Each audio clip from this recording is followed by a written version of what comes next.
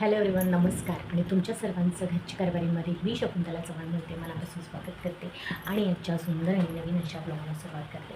तर आजचा दिवस तुमचा छान, आनंदाचा, सुखाचा आणि उत्साहाने भरलेला असा जाऊ देत. तुमच्या मनातल्या सर्व इच्छा पूर्ण होऊ देत अशी स्वामींच्या आणि बाप्पाच्या चरणी प्रार्थना करून आजचा नवीन व्हिडिओ सुरू करूया. तर आजचा व्हिडिओ हा खूप इंटरेस्टिंग असणार आहे. खूप वेगळ्या टॉपिकवरती आज मी थोडंसं बोलणार आहे आणि ॲक्च्युली थोडंसं मोटिवेशन देण्याचा प्रयत्न करणार आहे की जेणेकरून या व्हिडिओ थ्रू कुणीतरी स्त्रिया मोटिवेट होतील आणि काहीतरी करतील त्यांच्या लाईफमध्ये. तर आणि त्यासाठी जी काही आपल्याला संधी भेटली आहे त्या संधीचं कसं सोनं करू शकतं तर ह्या संदर्भात मी थोडंसं तुम्हाला गाईड करणार आहे आणि ज्या गोष्टी मी सुद्धा चेंज करणार आहे तर त्या संदर्भातच सांगणार आहे. त्यामुळे स्टार्ट टू शेवटपर्यंत नक्की पहा व्हिडिओ.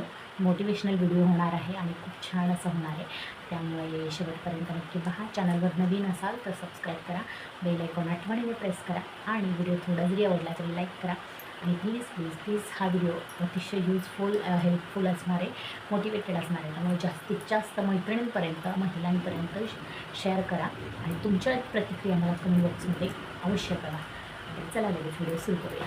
तर आजच्या व्हिडिओमध्ये मी ज्या टॉपिकवरती बोलणार आहे तर तो टॉपिक आहे लाडकी बहीण योजना. तर हो, सर्वांना माहीतच आहे की लाडकी बहीण योजनेची आपल्याला जे काही मानधन आहे किंवा जी काही रक्कम आहे, जी मदत आहे सरकारची आणि ज्या हेतूने त्यांनी केली ते जी काही मदत आहे ती आत्ता बऱ्याचशा म्हणजे जवळजवळ 70% महिलांपर्यंत पोहोचलेली आहे आणि खरंच ही खूप छान अशी गोष्ट आहे सरकारची. तर त्याबद्दल आपण सर्व महिलांनी सरकारचे आभार मानले पाहिजेत. तर आता ह्याला बरेच जणांचा विरोधसुद्धा आहे, बऱ्याच जणींना पटतही नाही, बऱ्याच जणांना त्याचं म्हणजे चांगलंही वाटते.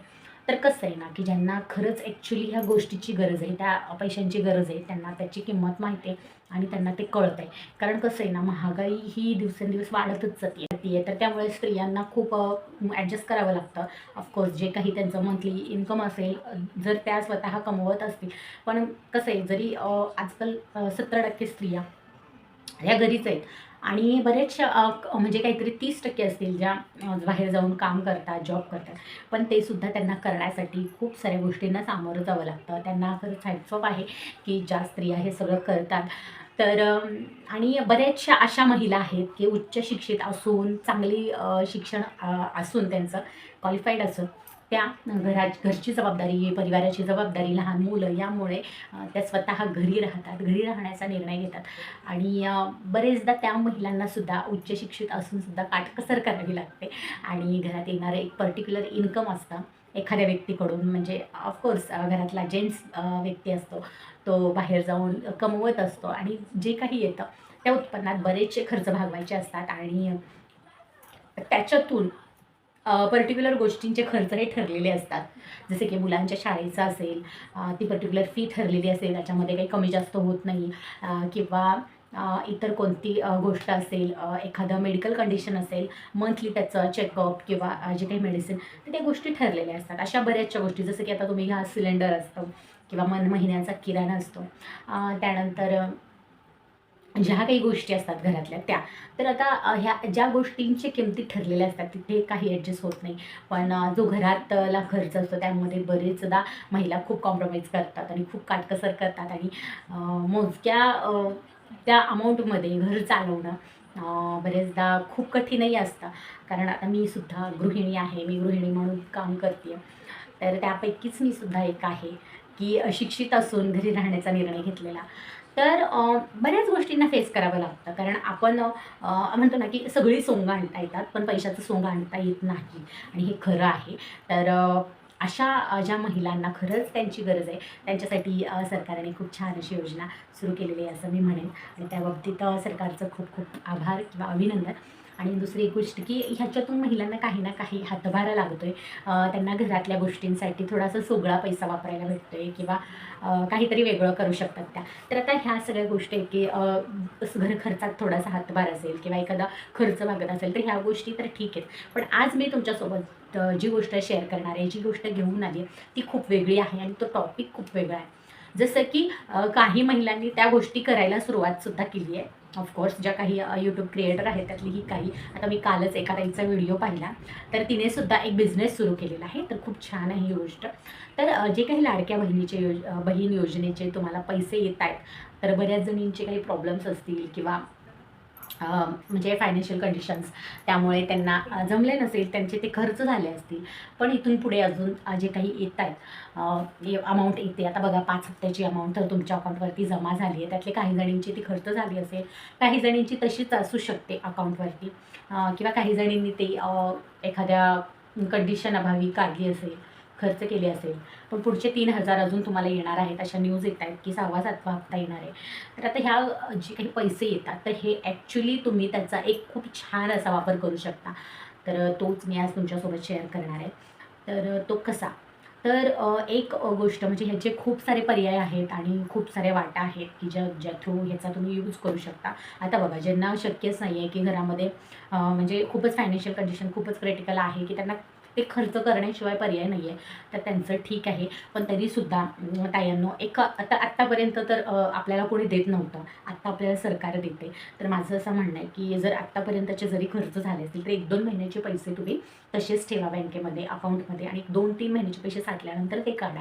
आणि आता त्याचं काय करायचं आहे, किंवा ज्यांचे पहिल्या महिन्यापासूनचे आत्तापर्यंतचे जे काही पैसे तसेच आहेत, किंवा मग काही 2-3 हप्त्यांचे आत्ताचे आहेत, कोणाचे 3.5 असतील, 4.5 असतील, कोणाचे जसेच्या तसे 7,500 असतील, तर त्याचं तुम्ही काय करू शकता. तर एक बेस्ट उपाय किंवा बेस्ट सोल्युशन मी घेऊन आलेली आहे, ती म्हणजे की बघा, आपण म्हणतो की देव प्रत्येकाला संधी देतं आणि त्या संधीचं सोनं करणं हे आपल्या हातात असतं, आणि आपण ती संधी कशा वेळेने घेतो ते. तर मला असं वाटतं की प्रत्येक घरात बसून असणाऱ्या गृहिणीसाठी, ती अगदी शिक्षित असो किंवा अडाणी, म्हणजे कमी शिकलेली असो, अडाणी असो, शिक्षण जरी नसेल, किंवा वेल एज्युकेटेड असेल पण बाहेर जाऊन जॉब करू शकत नसेल, घराच्या जबाबदाऱ्या सोडवून तिला जाऊ वाटत नसेल, तशा प्रत्येक क्षेत्र काय म्हणू शकतो, प्रत्येक गटातल्या किंवा प्रत्येक एका स्ट्रक्चरमधून राहणाऱ्या आलेल्या प्रत्येक म्हणजे प्रत्येक वर्गातून असणाऱ्या स्त्रीसाठी ही एक सुवर्ण संधी आहे. आणि त्या संधीचं तुम्ही कसं सोनं करू शकता, तर जे काही तुमच्याजवळ आता योजनेचे पैसे असतील, तर आत्तापर्यंत तुम्हाला कोणी देत नव्हतं अशा पैसे,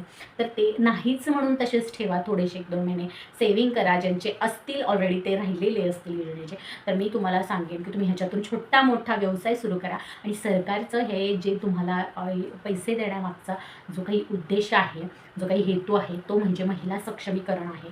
तर फक्त 1,500 रुपये, आता बरेच जणी म्हणतात की 1,500त काय होणार आहे, की काय करणार आहे.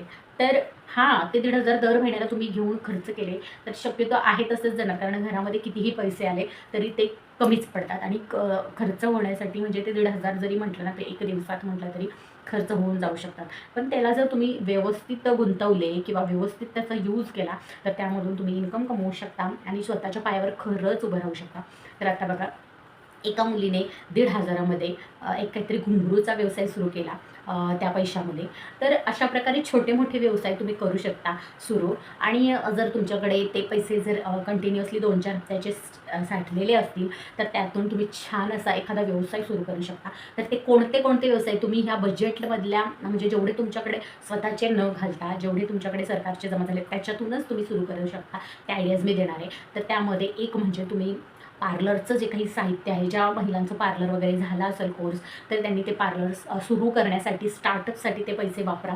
जेमतेम 5,000 तर आत्ता जमा झालेले आहेत, म्हणजे 7.5 आहेत, पण आपण 5 धरूया. तर 5,000त तुमचं बेसिक पार्लरसाठी म्हणजे पार्लरच्या व्यवसायासाठी लागणारं साहित्य आपोआप येईल, असं मला तरी वाटतं. आणि तुम्ही निदान सुरू तरी करू शकता, आणि जसं त्याच्यातून इन्कम मिळत जाईल तसं तुम्ही ते आणखीन वाढवू शकता. पण एखादा बिझनेस स्टार्टअप सुरू करण्यासाठी तुम्ही ह्या पैशांचा वापर करू शकता. कारण आतापर्यंत बऱ्याच महिला म्हणायच्या की मला हे करायचं आहे, मला ते करायचं आहे, मला स्वतःचा बिझनेस करायचा आहे, किंवा काहीतरी छोटा मोठा व्यवसाय करायचा आहे, छोटी मोठी एखादी टपरी सुरू करायची आहे चहाची, पण कोण मला देईल पैसे. हां, कारण घरातली आर्थिक परिस्थिती ऑलरेडी बेताची असते, नवऱ्याकडून मागणं, आणि ते पैसे म्हणजे एखाद्या वेळेस ते मिळवूही शकतात, आपण काढूही शकतो घरातले, पण ती रिस्क घेणं की बाबा हे सक्सेस होईल नाही होईल. पण आत्ता कसं आहे ना, हे पैसे तुमच्याकडे एक्स्ट्राचे असणार आहेत, त्यामुळे तुम्ही ते रिस्क घ्या असे मी म्हणते, की कारण रिस्क घेतल्यानंतर तुम्हाला कळेल की छानच काहीतरी त्याच्या पुढे असणार आहे.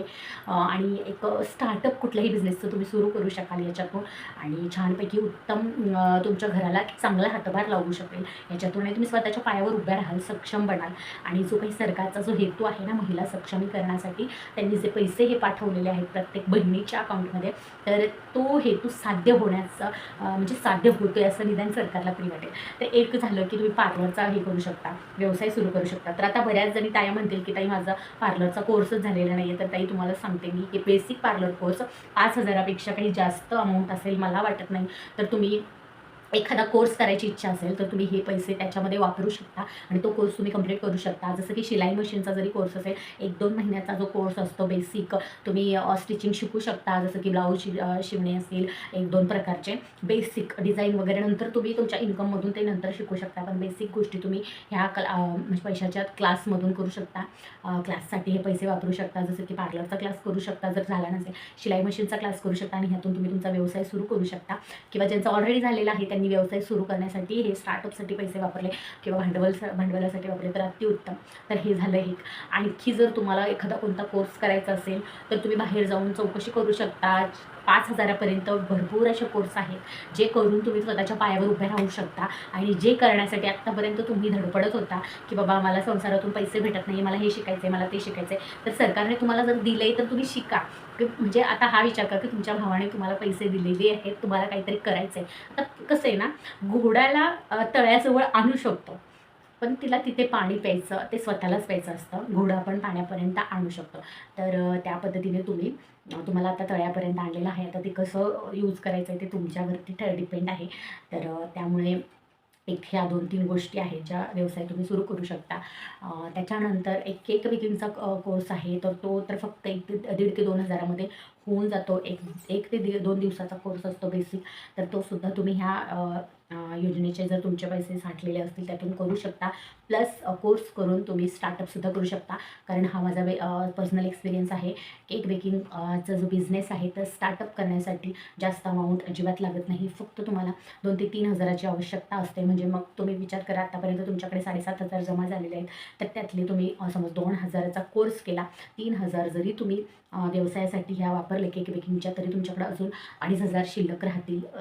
म्हणजे तसेच किंवा 5,000मध्ये तुमचं हे सगळं होऊन जाईल. त्यानंतर तुम्ही एखादा साड्यांचा व्यवसाय सुरू करू शकता. 2 ते 3,000चा एक कुठूनही होलसेलमधून माल आणू शकता आणि तो विकण्याचा प्रयत्न करा. म्हणजे तुम्हाला हळूहळू त्याच्यातला अनुभव येत जाईल आणि तुमचं एक स्वतःचं काहीतरी होईल, स्वतःचं अस्तित्व निर्माण होईल.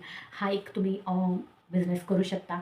दुसरं म्हणजे तुम्ही जर टिफिन व्यवसाय सुरू करू शकत असाल, करायची इच्छा असेल, छान कुकिंग करू करत असाल, तर तुम्ही ह्यातून ते सुद्धा स्टार्टअप करू शकता. त्यालासुद्धा जास्त काही लागत नाही. फक्त जे काही कुकिंगचं मटेरियल आहे ते तुम्ही आणून घरच्याच भांड्यांमध्ये सुद्धा बेसिक सुरुवात करू शकता. तर तो सुद्धा करू शकता. एखादी चहाची टपरी सुरू करू शकता. त्यासाठी तुम्ही एखादी रेंटने थोडीशी अशी जागा घेऊ शकता किंवा एखादं छोटंसं शेड गाळा असं घेऊन त्याच्यामध्ये सुरू करू शकता. छोटंसं म्हणजे कॅन्टीनसारखं किंवा नाश्त्याचे पदार्थ सर्व करणे असतील किंवा मग चहाची टपरी जरी म्हटलं तरी तुम्ही सुरू करू शकता. आणि चहाची टपरी पण खूप कमी लेखू नका त्याला, त्याच्यातून खूप मोठा इन्कम होतो. आणि ऑफकोर्स आपल्यासमोर एक मोठं उदाहरण आहे, ते म्हणजे आपले प्रधानमंत्री, त्यांनीसुद्धा चहाचा व्यवसाय केलेला आहे आधी. तर आणि असे बरेचसे लोक आहेत की जे चहाच्या व्यवसायावरती खूप सारे पैसे कमवतात. तर त्यासाठी तुम्हाला कोणत्याही प्रकारचा बिझनेस स्टार्टअप सुरू करण्यासाठी ही एक छान गोष्ट आहे असं मला वाटतं.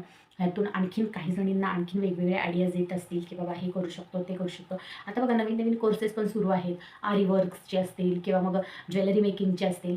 तर तुम्ही चौकशी करा किती फीज आहे, काय आहे आणि ह्यातले तुम्ही पैसे त्याच्यासाठी यूज करा. तुमच्या ह्या पैशांच्या बजेटमध्ये जो कोर्स असेल तो करून तुम्ही स्वतः सक्षम बना. एवढंच मला सांगायचं नाही. अगदी मनापासून कळकळची विनंती, खूप तळमळीने मी सांगते. आणि मी सुद्धा अशीच एक गोष्ट करणार आहे जी तुम्हाला भविष्यात व्हिडिओ तुम्हाला त्याचा येईलच लवकरच. पण जेव्हा ती गोष्ट मी करेल त्याच्यानंतर मी तुमच्यासोबत शेअर करणार आहे. आता मी तुमच्यासोबत काहीच शेअर करू शकत नाही आहे. पण एवढंच सांगेन की मी सुद्धा ह्या अमाऊंटमधून काही ना काही स्वतःचं सुरू करते आहे आणि त्यासाठी तुमच्या शुभेच्छा असाव्यात, आशीर्वाद असावेत माझ्यासोबत, एवढीच इच्छा. आणि तसंच जास्तीत जास्त भरभरून आपल्या चॅनलला पण प्रेम द्या.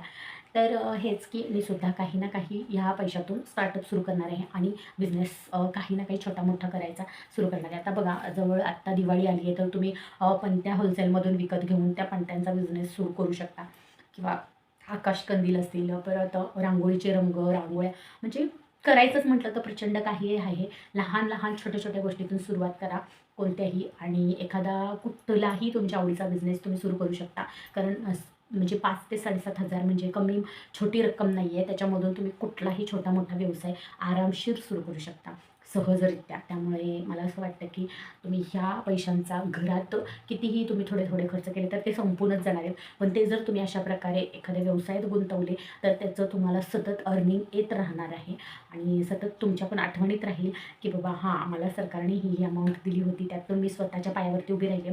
कारण बघा, असं जर तुम्ही कुणाकडे मागायला गेला एखाद्या बिझनेससाठी, बाबा ठीक आहे, मला असं असं छोटासा व्यवसाय सुरू करायचा आहे, स्वतःचं काहीतरी सुरू करायचं आहे, मला भांडवलासाठी आत्ता माझ्याकडे पैसे नाही, तेवढे एवढे दे.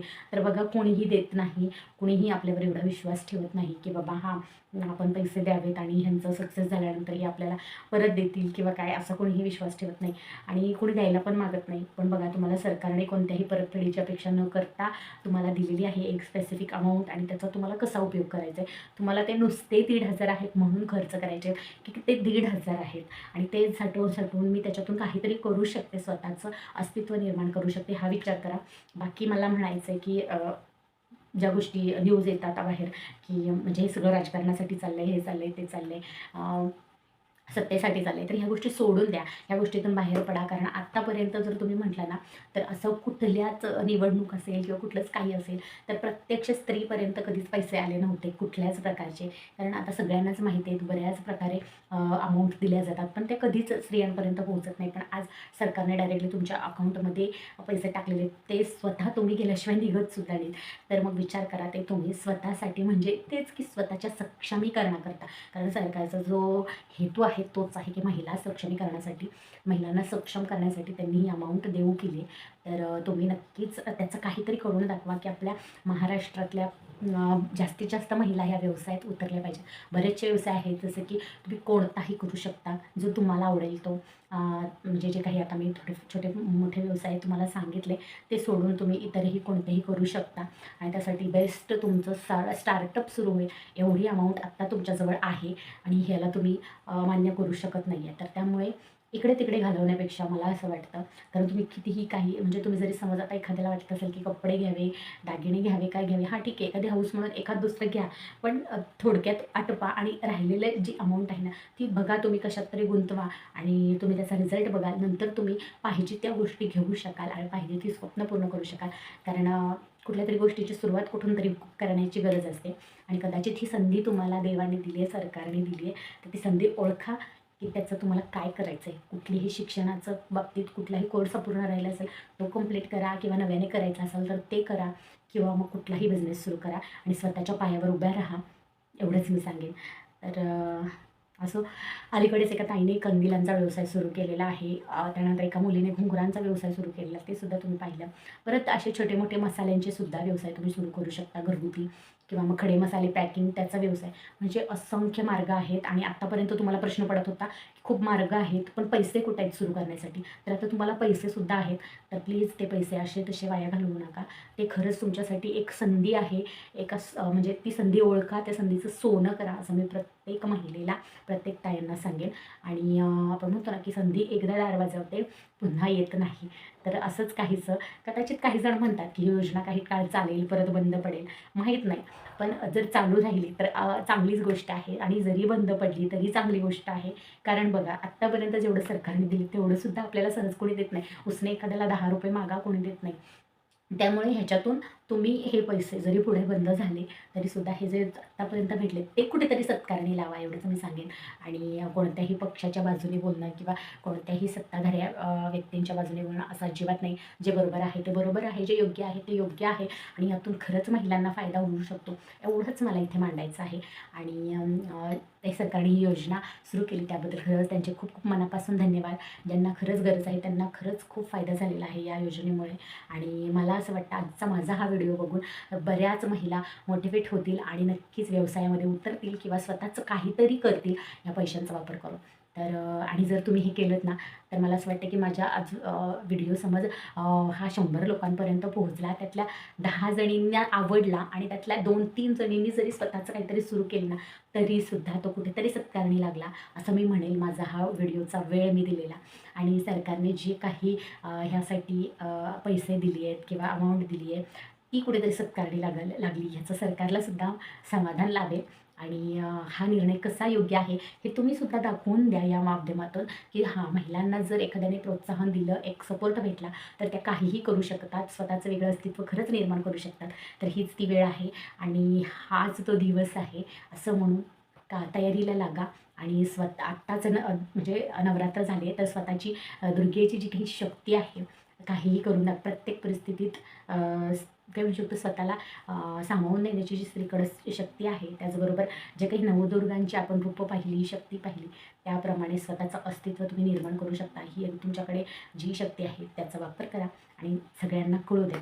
तर बस एवढंच मला सांगायचं होतं. तर अशा प्रकारे कोणता तुम्हाला ह्यातला बिझनेस आवडला ते सुद्धा मला कमेंट करून सांगा. माझे विचार कसे वाटले ते सुद्धा सांगा आणि लवकरच मी काय सुरू करणार आहे ते सुद्धा तुम्हाला कळेल आणि ते खूप छान असेल, एकदम नव्या रूपात, नव्या ढंगात येणार होतं पण. तर त्यासाठी थोडे पेशन्स धरा. तर सगळे झाल्यानंतर तुम्हाला नक्कीच मी सांगेन. तर जसं मी मोटिवेट झाले, मी विचार केला, त्याप्रमाणे तुम्हीसुद्धा मोटिवेट व्हावं, हाच एक हेतू होता या व्हिडिओचा. आणि तो किती सत्कारणी लागला आहे, किती जणांना पटला आहे ते मला कमेंट बॉक्समध्ये नक्की कळवा. आवडला असेल व्हिडिओ तर लाईक करा आणि जास्तीत जास्त मैत्रिणींपर्यंत शेअर करा, जेणेकरून जरी तुम्हाला पटला नसेल तरी इतरांना पटेल आणि त्या मोटिवेट होतील आणि स्वतःच काहीतरी करतील. तर भेटूया लवकरच उद्याच्या नवीन ब्लॉगमध्ये, नवीन व्हिडिओसह. तोपर्यंत सर्वांना बाय बाय. श्री स्वामी समर्थ. आणि सर्वात शेवटी एंडिंगला जाता जाता पुन्हा एकदा आपल्या सरकारचं खूप खूप अभिनंदन आणि खूप खूप मनापासून धन्यवाद की तुम्ही लाडक्या बहिणींसाठी ही योजना सुरू केली.